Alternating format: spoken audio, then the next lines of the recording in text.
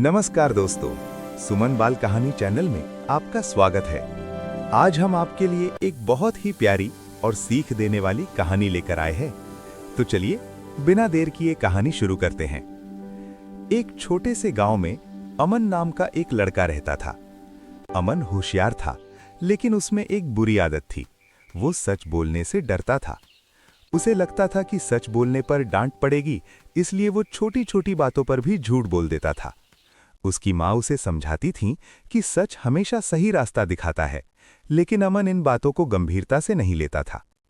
एक दिन अमन अपने पिता की बकरी को चराने जंगल की ओर ले गया। वहां खेलते खेलते उसका ध्यान भटक गया और बकरी कहीं खो गई।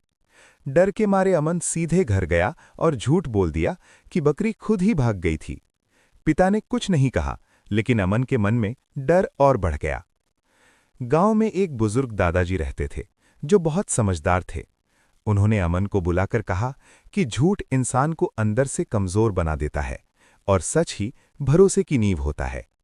अमन ने उनकी बात सुनी, लेकिन आदत फिर भी नहीं बदली। कुछ दिनों बाद गांव के पास के जंगल में किसी जंगली जानवर की अफवाह फैल गई। उसी दिन अमन जंगल गया और पेड़ों के पीछे एक साया देखकर डर गया। वो दौड़ता हुआ गांव आया और चिल्लाने लगा कि शेर आ गया है। सारे गांव वाले लाठियां लेकर वहां पहुंचे, लेकिन उन्हें कोई शेर नहीं मिला। सिर्फ एक बड़ा कुत्ता था। गांव वाले अमन से नाराज हो गए और मुखिया ने उसे समझाया कि बिना सच जाने डर फैलाना बहुत बड़ी गलती है। अब अमन को एहसास होने लगा कि उसके झूठ की वजह से लोग उस पर भरोसा नहीं करते। उसे अंदर ही अंदर बहुत पछतावा हुआ। कुछ समय बाद एक दिन सच में जंगल से एक खतरनाक जानवर गांव की तरफ आता दिखाई दिया। अमन ने अपनी आंखों से सब देखा और पूरी ताकत से गांव की ओर दौड़ा। उसने सबको सच सच बताया, लेकिन इस बार किसी ने उसकी बात पर भरोसा नहीं किया। सब ने कहा कि वो फिर झूठ बोल रहा है। अमन की आंखों में आंसू आ गए। उसने रोते हुए कहा कि आज वो सच बोल रहा है और अगर गांव वाले नहीं आए तो सब खतरे में पड़ जाएंगे। तभी वही बुजुर्ग दादाजी आगे आए और बोले कि अगर आज अमन सच बोल रहा है और हम नहीं माने तो गलती हमारी होगी। उनकी बात सुनकर गांव वाले अमन के साथ जंगल की ओर चले गए। वहां पहुंचकर सबने देखा कि सच में खतरनाक जानवर मौजूद था। मिलकर सबने शोर मचाया और जानवर को भगा दिया। इस तरह पूरा गांव बच गया।